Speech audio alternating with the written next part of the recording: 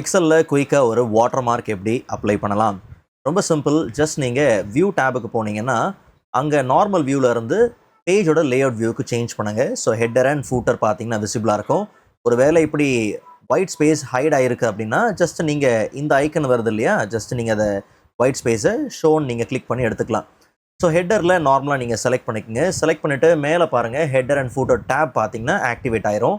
So இதில் just நாம picture என்ன பண்ணலாம், இன்சர்ட் பண்ணிக்கலாம்.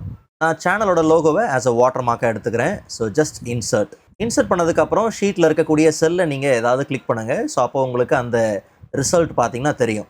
அண்ட் மறுபடியும் நீங்கள் அதே ஹெட்டர், அந்த பிக்சர் இன்சர்ட் பண்ணீங்க இல்லையா, அதே ஹெட்டர் அங்கேயே போயிட்டு ஃபார்மேட் பிக்சருக்குள்ளே போனீங்கன்னா அதில் பிக்சரில் இமேஜ் கண்ட்ரோலில் கலர் ஆட்டோமேட்டிக்னு இருக்குது பாருங்கள், அதை வாஷ் அவுட்டு நீங்கள் மாற்றிட்டிங்கன்னா போதும்.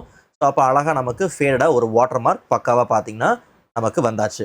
குயிக்காக எப்படி ஒரு வாட்டர் மார்க் அப்ளை பண்ணுறது அப்படிங்கிறத சொல்லிட்டேன். பட் இதில் இன்னும் ஒரு சில நுணுக்கங்கள் பார்த்தீங்கன்னா இருக்குது. அதை நீங்கள் தெரிஞ்சுக்கிறதுக்கான டீட்டெயில்டான வீடியோ இருக்குது. அந்த வீடியோவை கீழே பின் பண்ணியிருக்கிறேன். ஜஸ்ட் நீங்கள் செக் பண்ணி லேர்ன் பண்ணிக்கோங்க.